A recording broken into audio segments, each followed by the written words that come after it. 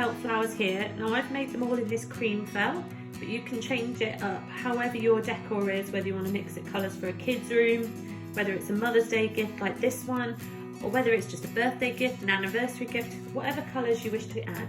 So I've got a selection of flowers going from the larger ones here, like these daisies and roses that I've made here, a little flat rose there, little rolled flower, moving down, similar designs throughout, just getting smaller and smaller. So I've got a selection, all different slightly techniques of making these. I'll do some more tutorials that show how to make all these different flowers, but I'll bring them to you shortly, and when I do I'll add the links in the description box below. For now I made a selection going from these large ones right down to these little dinky rolled flowers here. So what I'm going to do with these, I'm going to use my glue gun and glue these onto this wood palette board. This is one I've made previously, 4 slats across, uprights just to secure it, and I have stained it with this oak stain that I've used previously. This is a Ronseal stain I've used on this one. Then using my glue gun, I'm going to glue these onto the board in a nice heart shape, and then I'm going to get some twine and I'll wrap it round in a kind of frame to the heart. So let's get going.